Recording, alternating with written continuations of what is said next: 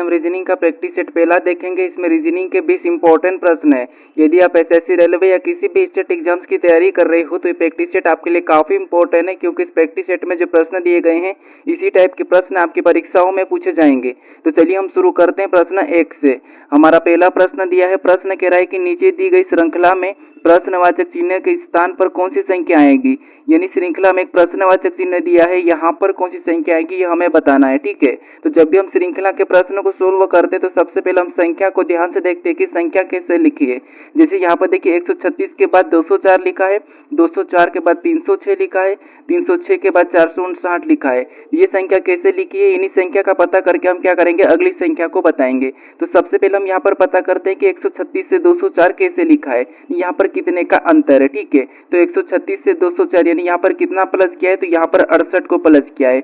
फिर हम यहाँ पर देखेंगे 204 से 306 को देखेंगे तो यहाँ पर कितना प्लस हुआ है, तो यहाँ पर देखिए 204 से 306 यानी इसमें कितना प्लस किया है, तो यहाँ पर प्लस किया है 102 को प्लस किया है। फिर हम यहाँ पर देखेंगे 306 से 459 को देखेंगे तो यहाँ पर कितना प्लस हो रहा है, तो यहाँ पर देखिए 306 से 459 यानी यहाँ पर कितना प्लस किया है, तो यहाँ पर 153 को प्लस किया है। कितना 153। तो उसी तरीके से हम क्या करेंगे, यहाँ पर अगली संख्या को बताएंगे, लेकिन उससे पहले यहाँ पर हम पैटर्न को समझेंगे। ठीक है, जैसे यहाँ पर क्या था 136 था, लेकिन इसमें कितना प्लस किया, 68 प्लस किया। यानी 136 का आधा कितना होता है, 68 होता है, और 68 को यहाँ पर प्लस कर दिया। उसके बाद यहाँ पर क्या है 204 है, और 204 यानी कि यहाँ पर कितना प्लस किया 102, तो 204 का आधा किया और उसमें प्लस कर दिया। उसके बाद यहाँ पर देखिए 306, और 306 में कितना प्लस किया 153, तो 306 का आधा कितना होता है 153 होता है, तो उसी को वहां पर जोड़ दिया है। तो इसी तरीके से अगली संख्या हमें बताना, तो हम क्या करेंगे, यहाँ पर 459 का आधा करेंगे और उसमें जोड़ देंगे। ठीक है, तो 459 का आधा कितना हो जाएगा, तो 459 का आधा होगा 229.5 होगा। कितना होगा 229.5। तो इसे क्या करेंगे हम यहाँ पर 459 में जोड़ देंगे तो यहाँ पर कितने हो जाएंगे, यहाँ पर हो जाएंगे 688.5 हो जाएंगे। ठीक है, तो ये हमें ऑप्शन में देखना है। तो ऑप्शन में देखिए कहाँ पर है, तो ऑप्शन नंबर सी में दिया है, तो ऑप्शन नंबर सी हमारे यहाँ पर सही जवाब हो जाएगा। अब चलिए हम बढ़ते हैं प्रश्न 2 पे। अब दूसरे नंबर का प्रश्न दिया है। अब प्रश्न कह रहा है कि नीचे दिए गए विकल्पों में से संबंधित संख्या को चुनिए।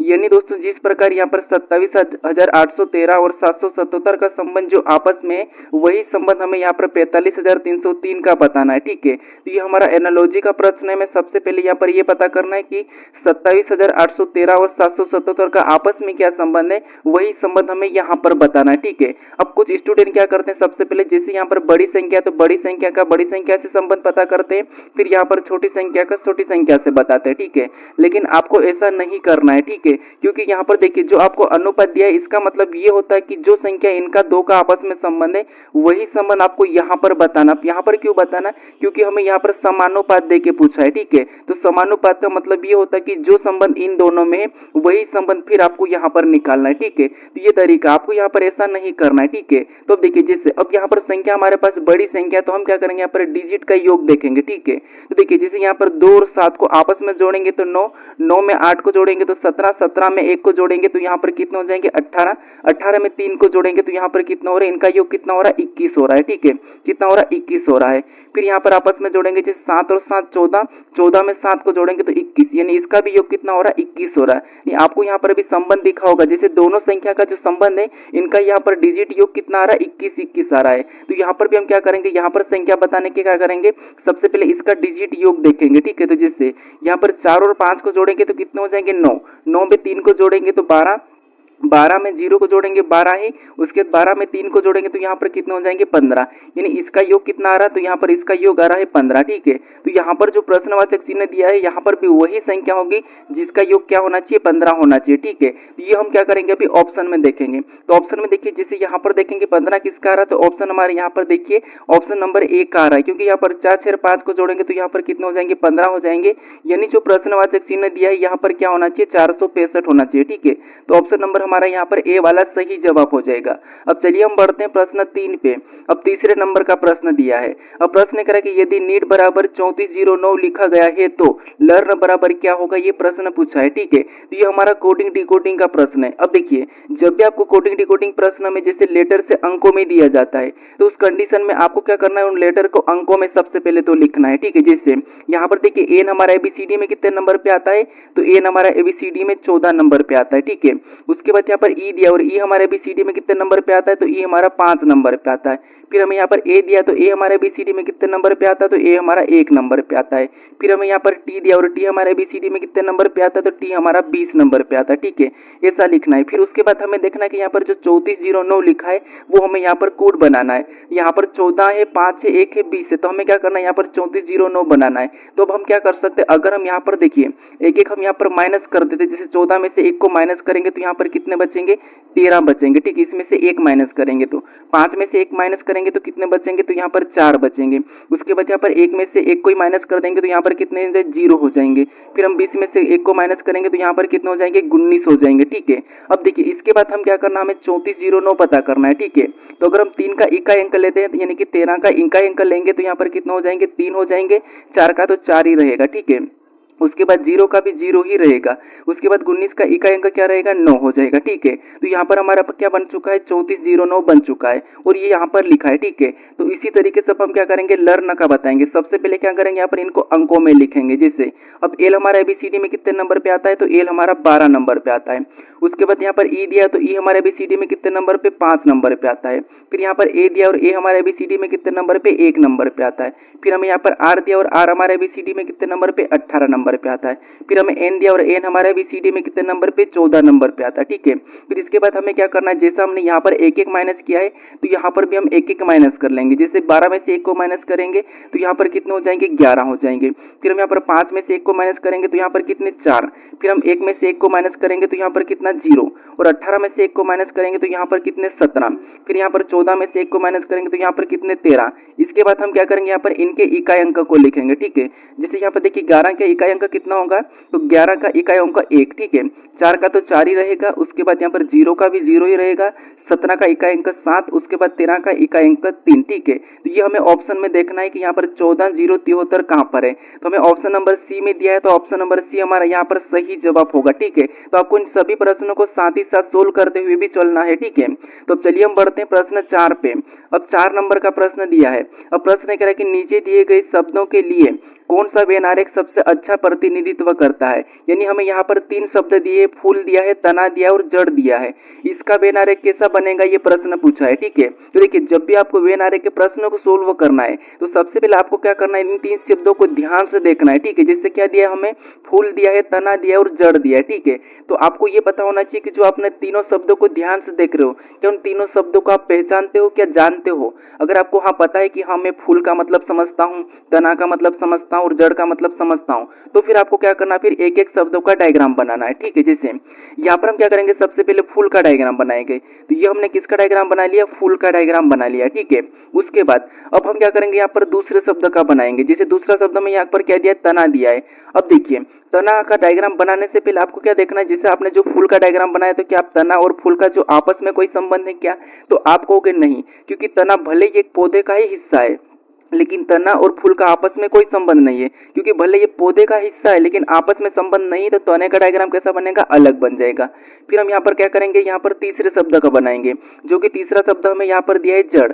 तो जड़ का बनाने से पहले आपको देखना कि जड़ और तने का आपस में कोई संबंध है क्या, तो नहीं है। और तना और फूल में आपस में संबंध है क्या, तो नहीं है। यानी यहाँ पर तीनों का आपस में कोई भी संबंध नहीं है, तो इसका मतलब इसका भी डायग्राम अलग ही बनेगा, यानी कि जड़ का भी अलग ही बन जाएगा। हाँ, ये दोनों यानी तीनों की तीनों शब्द ये पौधे का संबंध है लेकिन ये तीनों अलग है, तो इसका डायग्राम कैसा बनेगा, कुछ इस टाइप से बनेगा। तो ये हमें ऑप्शन में देखना है कहां पर है, तो ऑप्शन नंबर हमें सी में दिया है, तो ऑप्शन नंबर सी हमारा यहाँ पर सही जवाब हो जाएगा। ठीक है, अब चलिए हम बढ़ते हैं प्रश्न 5 पे। अब 5 नंबर का प्रश्न दिया है। अब प्रश्न कह रहा है कि एक निश्चित कोड भाषा में वर्बल को QNMYX के रूप में लिखा जाता है और सर्च को MNXZF के रूप में लिखा जाता है। उस भाषा में यहाँ पर BR है यानी कि ब्राउ को कैसे लिखा जाएगा, ये प्रश्न पूछा है। ठीक है, तो देखिए ये हमारा कोडिंग डिकोडिंग का ही प्रश्न है। अब देखिए जब भी आपको कोडिंग डिकोडिंग प्रश्न में जैसे यहाँ पर लेटर से लेटर कोड दिया जाता है तो फिर आपको क्या करना है, एक एक को चेक करना है। लेकिन ये भी याद रखना, अगर आपको 2 दिया जाता है, जैसे एग्जांपल हमारे पास 2 है, ठीक है, फिर हमें इसका बताना है, तो उस कंडीशन में आपको ज्यादातर कोशिश करना है कि यहाँ पर जो लेटर यहाँ पर दिख रहे हैं क्या वही लेटर इसमें भी है क्या, क्या इसमें भी है क्या, ये देखना है। अगर यहाँ पर है तो फिर आपको क्या करना है, उसी के कोड को चूरा ले लाना है। ठीक है, जैसे यहाँ पर देखेंगे, जैसे हमें क्या करना है, सबसे पहले यहाँ पर बी का बताना है और यहाँ पर हम बी का अगर कोड देखेंगे तो आपको यहाँ पर बी का कोड दिख रहा होगा Y, क्या दिख रहा होगा, y दिख रहा है, तो हम क्या करेंगे इसका y लिख लेंगे, ठीक है।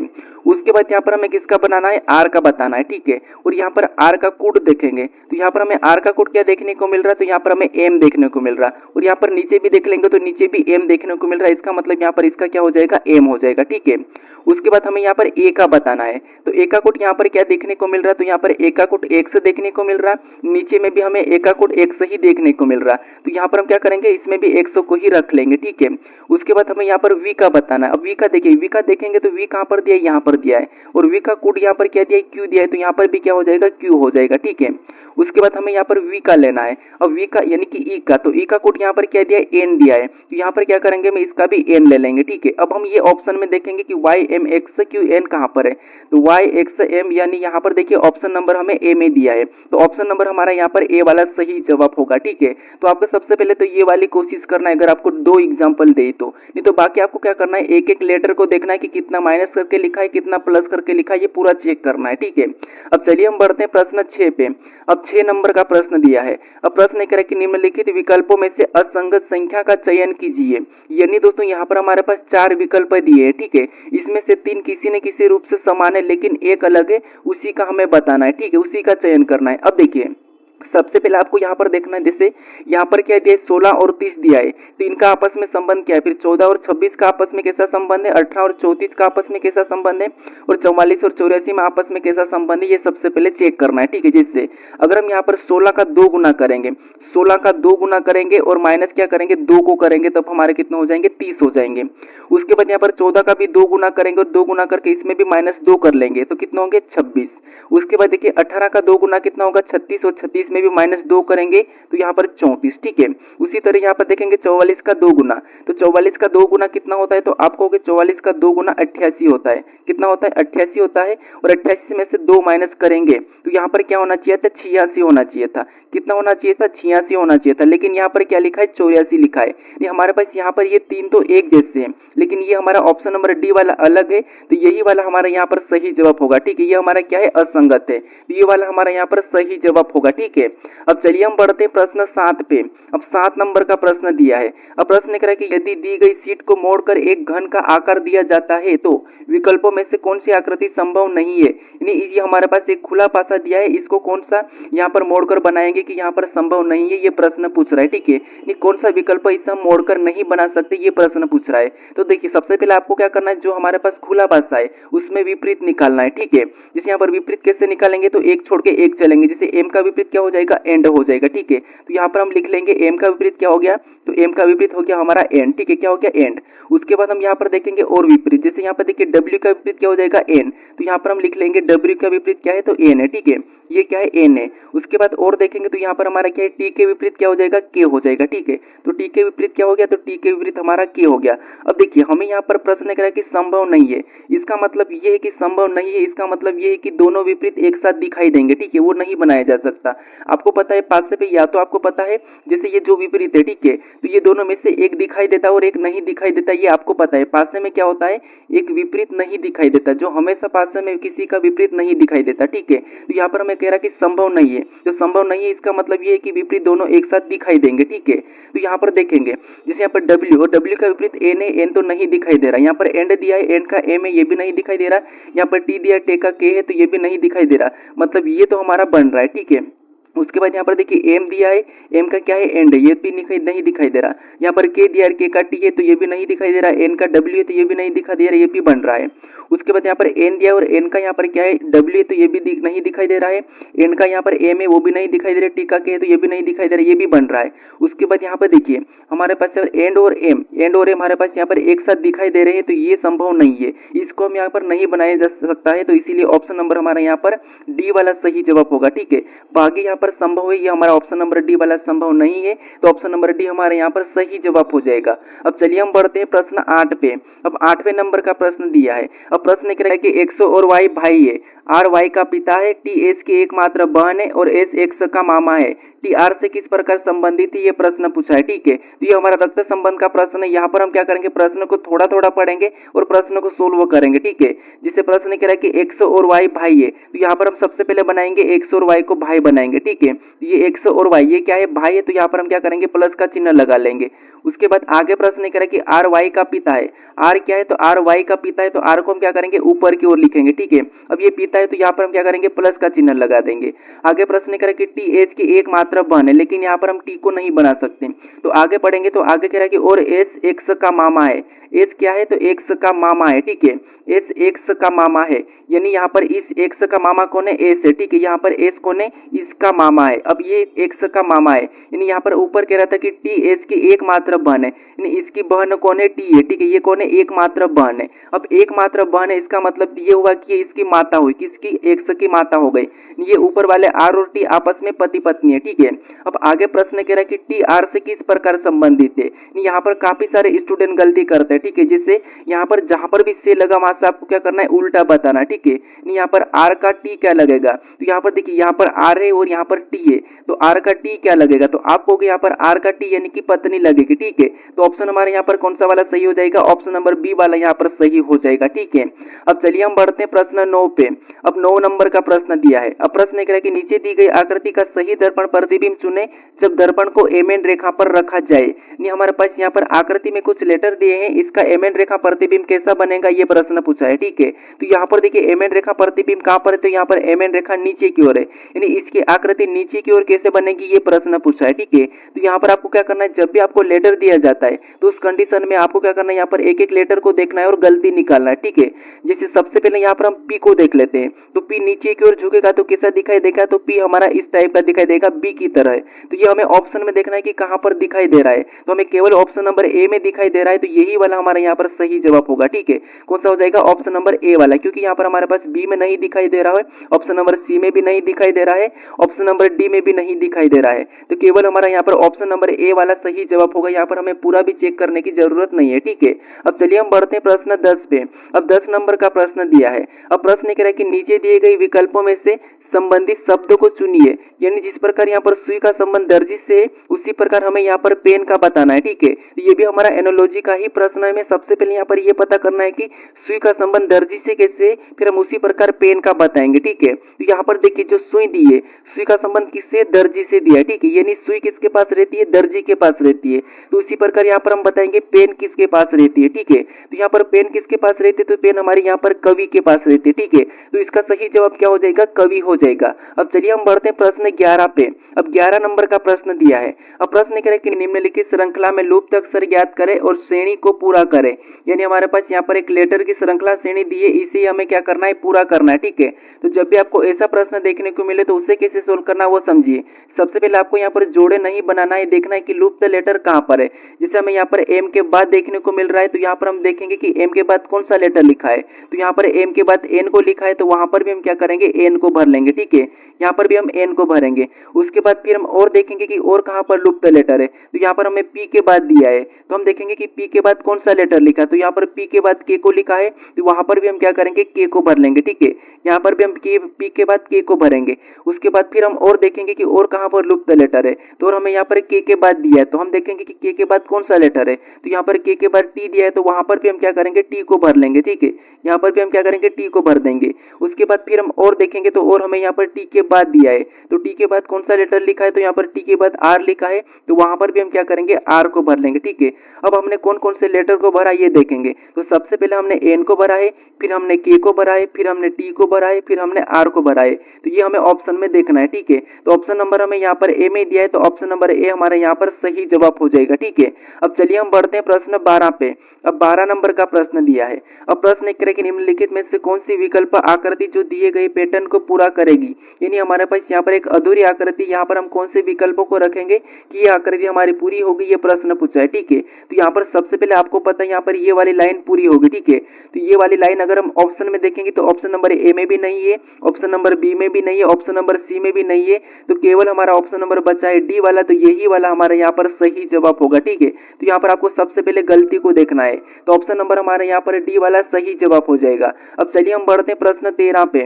अब 13 नंबर का प्रश्न दिया है। अब प्रश्न एक कि दिए गए पैटर्न में लुप्त संख्या ज्ञात कीजिए, यानी इस पैटर्न में एक प्रश्नवाचक चिन्ह दिया है, यहाँ पर कौन सी संख्या होगी यह हमें बताना है, ठीक है। तो जब भी हम ऐसे पैटर्न में लुप्त संख्या ज्ञात करते हैं सबसे पहले हम क्या करते हैं, जो प्रश्नवाचक चिन्ह दिया है उसके पास में संख्या कैसे लिखी ये पता करते हैं, ठीक है।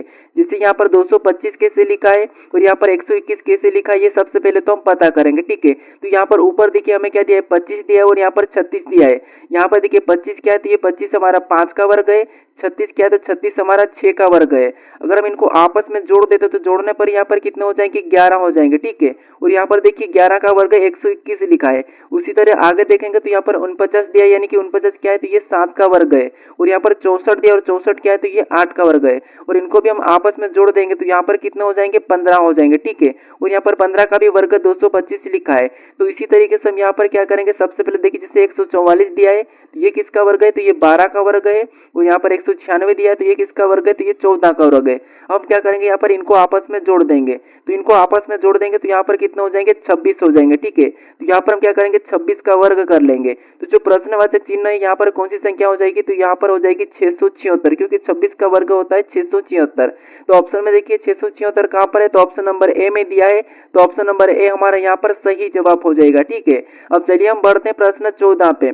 अब 14 नंबर का प्रश्न दिया है। अब प्रश्न कह रहा है कि निम्नलिखित श्रृंखला में अगले अक्षर समूह को ज्ञात करें, यानी श्रृंखला में एक प्रश्नवाचक चिन्ह दिया है, यहाँ पर कौन से अक्षर समूह आएंगे ये हमें बताना है, ठीक है। तो जब भी आपको लेटर वाली श्रृंखला देखने को मिले तो आपको क्या करना है, एक एक को देखना है, ठीक है। जैसे यहाँ पर देखिए आर के बाद पी लिखा है तो यहाँ पर कितना माइनस किया है, 2 माइनस करके लिखा है। फिर यहाँ पर पी के बाद एन लिखा है तो यहाँ पर कितना माइनस किया है, तो यहाँ पर भी 2 माइनस करके लिखा है। फिर यहाँ पर एन के बाद ए लिखा है तो यहाँ पर कितना माइनस किया है, तो यहाँ पर भी 2 माइनस करके लिखा है। तो हमें यहाँ पर अगला बताना, तो यहाँ पर हम क्या करेंगे, यहाँ पर भी हम 2 माइनस कर लेंगे। तो एल में से 2 को माइनस करेंगे तो यहाँ पर क्या हो जाएगा, जे हो जाएगा, ठीक है। अब हम दूसरे लेटर को देखेंगे। जैसे दूसरा लेटर में यहाँ पर टी दिया और टी से यहाँ पर वी लिखा है, मतलब यहाँ पर क्या किया है, तो यहाँ पर 2 प्लस किया है। फिर हम यहाँ पर वी से देखेंगे तो यहाँ पर एक्स लिखा है, तो यहाँ पर क्या किया, तो यहाँ पर भी 2 को प्लस किया है। फिर यहाँ पर एक्स से देखेंगे जेड को, तो यहाँ पर क्या किया, तो यहाँ पर भी 2 को प्लस किया है। तो हमें अगला बताना, तो यहाँ पर हम क्या करेंगे, यहाँ पर भी हम 2 को प्लस कर लेंगे। तो जेड में 2 को प्लस करेंगे तो यहाँ पर क्या हो जाएगा, बी हो जाएगा, ठीक है। अब हम यहाँ पर तीसरे लेटर को देखेंगे, जो कि तीसरा लेटर दिया है ई से यहाँ पर सी लिखा है, यानी यहाँ पर कितना माइनस किया है, तो यहाँ पर भी 2 माइनस किया है। फिर यहाँ पर सी के बाद क्या लिखा है, ए लिखा है, तो यहाँ पर कितना माइनस किया, तो यहाँ पर भी 2 माइनस किया है। फिर एक के बाद यहाँ पर वाई लिखा है, तो यहाँ पर कितना माइनस किया है, तो यहाँ पर भी 2 माइनस किया है। तो अगला बताने के लिए हम क्या करेंगे, यहाँ पर भी 2 माइनस कर लेंगे। तो वाई में से 2 माइनस करेंगे तो यहाँ पर क्या हो जाएगा, डब्ल्यू हो जाएगा, ठीक है। तो ये हमें ऑप्शन में देखना है कि जे बी डब्ल्यू कहाँ पर है, तो ऑप्शन नंबर बी में दिया है, तो ऑप्शन नंबर बी हमारा यहाँ पर सही जवाब हो जाएगा। अब चलिए हम बढ़ते हैं प्रश्न 15 पे। अब 15 नंबर का प्रश्न दिया है, यहाँ पर हमें कथन दिया है और यहाँ पर हमें निष्कर्ष दिया है। तो जो कथन दिया है इसके बारे में निष्कर्ष क्या कह रहा है हमें ये बताना, ठीक है। तो हमें यहाँ पर कथन को समझना है और कथन को हमें सत्य मानना है, ठीक है। तो जैसे हमें यहाँ पर कथन कह रहा है कि सभी तालाब पुल है, तो यहाँ पर कथन क्या कह रहा है कि सभी तालाब क्या है, पुल है। तो यहाँ पर डायग्राम कैसा बना लेंगे हम, यहाँ पर सभी तालाब पुल है, तो यहाँ पर पुल बाहर से बन जाएगा, ठीक है। तो ये सभी के सभी तालाब क्या है, पुल है। अब हम यहाँ पर क्या करेंगे, दूसरे कथन को पढ़ेंगे। तो दूसरा कथन कह रहा है कि कुछ कुएं तालाब है, यानी यहाँ पर देखिए कुछ कुएं क्या है, तो कुछ कुएं तालाब है। तो इसका डायग्राम कैसा बनेगा, ऐसा वाला बनेगा। उसके बाद यहाँ पर देखेंगे कि इसके बारे में निष्कर्ष क्या कह रहा है। तो निष्कर्ष कह रहा है कि कुछ तालाब कुएं नहीं है, लेकिन यहाँ पर तो हमें कुछ तालाब कुएं दिख रहे हैं, तो ये तो हमें गलत कह रहा है, ठीक है। फिर हमें यहाँ पर दूसरा कह रहा है कि कुछ कुएं पुल है, तो ये बात सही, यहाँ पर कुछ कुएं क्या है, पुल है। तो यहाँ पर ये हमारा दूसरा वाला सही कह रहा है। हम तीसरे को देखेंगे तो यहाँ पर सभी पुल कुएं, क्या आपको यहाँ पर सभी पुल कुएं दिख रहे हैं क्या, तो नहीं दिख रहे। तो ये तीसरा भी हमें गलत कह रहा है, तो केवल हमारे यहाँ पर दूसरा वाला निष्कर्ष अनुसरण करता है, ठीक है। तो ऑप्शन हमारे यहाँ पर ए वाला सही जवाब हो जाएगा, ठीक है। अब चलिए हम बढ़ते हैं प्रश्न 16 पे। अब 16 नंबर का प्रश्न दिया है। अब प्रश्न कह रहा है कि दी गई आकृति में कितने त्रिभुज है, यानी इस आकृति में कितने त्रिभुज है ये हमें बताना, ठीक है। तो देखिए जब भी आपको ऐसी आकृति मिले तो सबसे पहले आपको क्या करना है, यहाँ पर कॉलम में संख्या लिखना है, ठीक है। जैसे यहाँ पर देखिए एक कॉलम तो एक, फिर ये हमारा दूसरा है, यहाँ पर ये तीसरा है, ये हमारा चौथा, ये हमारा पांचवा, ठीक है। ऐसा लिखने के बाद आपको क्या करना है, इन सभी को आपस में जोड़ देना है, ठीक है। क्या करना है, आपस में जोड़ देना है। तो इन सभी को आपस में जोड़ेंगे तो यहाँ पर कितने हो जाएंगे, 15 हो जाएंगे, ठीक है। तो इस आकृति में कितने त्रिभुज कुछ हो जाएंगे 15 हो जाएंगे। तो ऑप्शन में देखिए 15 कहाँ पर है, तो ऑप्शन नंबर डी में दिया है, तो ऑप्शन नंबर डी हमारे यहाँ पर सही जवाब होगा। ठीक है, अगर मान लीजिए आपको और यहाँ से आधा हिस्सा इधर से मिल जाए और आधा हिस्सा इधर भी मिल जाए, तो फिर आपको क्या करना है, तो फिर भी आपको कुछ भी नहीं करना है, वैसे ही लिखना है जैसे 1 और यहाँ पर 2, उसके बाद यहाँ पर भी 1 और यहाँ पर 2, और इनको भी क्या करना है, आपस में जोड़ लेना। ठीक है, प्रश्न हमें 17 दिया है। प्रश्न कह रहा है कि एक पंक्ति में 350 जानवर की संख्या है, उसमें से शेर का स्थान दाएं से 150वां है, तो बाएं से स्थान ज्ञात करें। यानी हमारे पास यहाँ पर कुल जानवर कितने हैं, तो यहाँ पर कुल जानवर हमारे पास 350 है। ठीक है, और हमें शेर का स्थान दाएं से कितना दिया है, 150वां दिया है, और हमें बाएं से पूछा है। तो हम क्या करेंगे, यहाँ पर दाएं का जो स्थान दिया है उससे घटा के क्या कर लेंगे, एक प्लस कर लेंगे। ठीक है, तो हमारे यहाँ पर बाएं का स्थान निकल जाएगा। तो यहाँ पर 350 में से 150 को घटाएंगे तो यहाँ पर कितने बचेंगे, 200 बचेंगे। ठीक है, और 200 में क्या करेंगे, हम यहाँ पर +1 कर लेंगे, तो यहाँ पर शेर का बाएं से स्थान निकल जाएगा। ठीक है, तो यहाँ पर कितने हो जाएंगे, यहाँ पर हमारे हो जाएंगे 201। तो शेर का बाएं का स्थान कितना हो जाएगा, 201। तो ऑप्शन हमारा यहाँ पर कौन सा वाला सही होगा, ऑप्शन नंबर हमारे यहाँ पर बी वाला सही जवाब हो जाएगा। ठीक है, अब 18 नंबर का प्रश्न दिया है। अब प्रश्न कह रहा है कि निम्नलिखित समीकरण का मान क्या होगा यदि भागित का अर्थ है जोड़ और प्लस का अर्थ है घटाव और माइनस का अर्थ है गुणन और यहाँ पर गुणे का अर्थ है विभाजन। तो इस समीकरण का मान क्या होगा, ये प्रश्न पूछा है। ठीक है, तो सबसे पहले हमें क्या करना है, जो समीकरण में चिन्ह दिए इन्हें बदलना है। ठीक है, तो यहाँ पर क्या लिखा है, सबसे पहले हम 54 को लिखेंगे, उसके बाद यहाँ पर कौन सा चिन्ह दिया, तो हमें यहाँ पर गुणे का चिन्ह दिया है, और यहाँ पर गुणे का अर्थ क्या कहा, विभाजन का है। तो यहाँ पर क्या करेंगे, हम विभाजन का चिन्ह लगा लेंगे। ठीक है, उसके बाद हमें अगली संख्या वापस हम वैसे ही लिख लेंगे। फिर हमें और कौन सा चिन्ह दिया, तो यहाँ पर माइनस का चिन्ह दिया है, और यहाँ पर माइनस का अर्थ क्या कहा था, गुणन कहा था। तो यहाँ पर हम क्या करेंगे, गुणे का चिन्ह लगाएंगे और अगली संख्या को वापस से लिख लेंगे। फिर हमें यहाँ पर कौन सा चिन्ह दिया, तो यहाँ पर भागित का चिन्ह दिया है, और यहाँ पर भागित का अर्थ क्या कहा था, तो भागित का अर्थ का जोड़ कहा था।